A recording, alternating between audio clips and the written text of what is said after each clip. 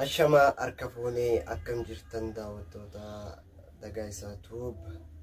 har'a walitti dhufnee eega turreen booda akkasumaan waffolchaa isiniin jecha dhiifama gurguddaa isin gaafannaa isinirraa turuu keenyaaf wanni turreefis gaa ni beeytanii haala amma deemaa jiru kanaaf turree saniifuu gaa har'a sagantaa addaa qopheeffadheetiin dhufe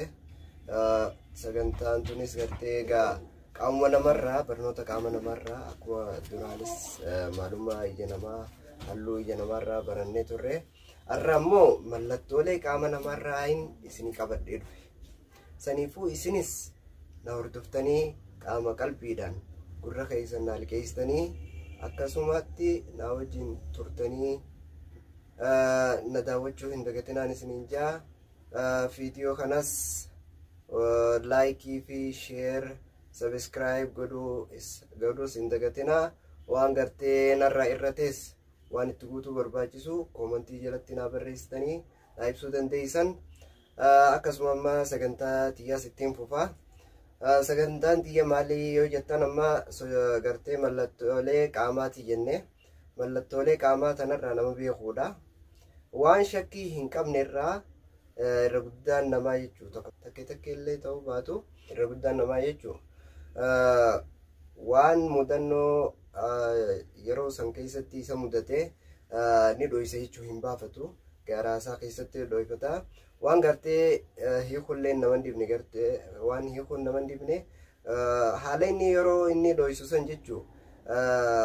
mallattooleen qaama isaatu jalaa himtii jechuu mallattoon qaama isaa jalaa himtii waan mallattoolee yookaan sochii qaama isaarraa beekamuu danda'u inni namni sun dhoysu waan gartee mallattoon qaama isaa isa himtuuf jecha namni gartee mallattoolee qaamaa yookaan sochiilee qaamaa maalummaa isii hiikuu danda'u waan akkana keessaa yeroo san keessatti hiikuun isan dibuu jechuu akkasuma hayyootaa fi gartee beeytoonni hiikkaalee mallattoo qaama namaa kanaa hiikurratti yaadni isaanii garagara ta'e gariin isaanii haasawa namarraa laalanii hiikuu maalummaa nama sanii gariin ammoo akkaataa nyaata nama saniirraa laalanii hiikuu gariin isaanii ammoo fuula nama saniirraa hiikuu jechuu fuula akkaataa fuula isaarraa hiikuudha gariin kaan ammoo bifasaa yookaan qaama isaa dhaabbata nama sanirraa hiikuudha jechuu mallattoo isaa hiikuudha maalummaa nama sanii jechuu gariin kaan ammoo waan nama sanitti dhagahamurraa hiikuudha har'a ammoo waa lamaan isinii qabadhee dhufee maalirraa haasawaarraa eegallaa haasawarraa akkamitti nama beekuu dandeessanii jenne waa lama isa sanirraa qabadhee dhufe itti fufa inninis tokkoffaan nama gartee haasawa daddafee haasa'u jechuu nama suutan haasa'uuni nama harkifne jechuu nama daddafinaan jechuu haasa'u sagalees yaani ol fudhatee jechuu namni kun maali yoo jettan nama akkamii isiniifin himaa namni kun gartee namni sagalee ol fudhatee daddafee haasa'u kun nama hedduu aaruu jechuu nama dafee aaruu akkasumaanillee hedduu jarjaruu jechuunis ni jarjara namni kana ammallee dafeetis aaraa jechuu nama kana waan nama daddafee aaruuf jecha hedduun aarsitan ammas wayitanii daddafee akkasitti haasa'uu san isinis haasa'uu isaa san afaanitti hin qabdan calma jettanii dhaggeeffattanii wayitanii fitatee haasa'uu keessan itti fuftan jechuu itti aansinee nama gartee suuta dubbatu akka nama raadiyoo irraa dubbatutti jechuu gaazexeessitoota raadiyoo irraa dubbatutti nama suuta dubbii isaa harkisee dubbatu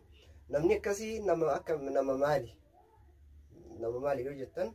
nama keessa gartee keessa qulqulluudhaati nama yeroo hunda fuula bashaashaan nama qunnamu nama jaalatamaa jechuu nama gartee qalbii onnee isaa keessatti qoma isaa keessatti jaalala baaddatee deemu jechuu nama hin jibbine jechuudha isinii galee nama akkanaati kan dura nama dafee aaru nama jarjaruu jenne nama akkami nama daddafee haasa'u sagalee isaa ol fuudhatee namni ammoo suuta haasa'u maal jenne namni suuta haasa'u maal jenne nama gartee jaalala qalbii isaa keessatti namaa qabu nama fuula bashaasha yeroo hunda nama qunnamuu jechuu nama garaa bal'atu nama jaallatu jechuudha. Akkasuma nama birattis jaalatamaadha namni kana. Har'a jara lameen kanaan isiniif qabadhee dhiyaadhee jira. Ammas sagantaa tana asirratti isinii goolaba. Barnoota lamaan kana isinii dhiyeessee ammallee gartee hulaa haasawa nama saniitiin maalummaa nama sanii baru gana hulaa sanirraa hin baane ammallee dheertuudha hulaansaa. Saniifuu hulaa lameen tanaan isinii qabadhee dhufee jira. Akkasuma yaada keessan waan gartee narraa irratee jiru waan itti guutuu barbaachisu asirratti waan koomentii irratti jechuudha. Koomentii irratti na barreessitan chaayinaal kiyyaas akkuma beekamu ni beektanii dagaa isaa tuub jaamaa saniifuu subscribe fi like fi sharing narraan qosatinaan isiniin jaana gargaara. Galatoomaa galanna keessan bilisummaa haa ta'u.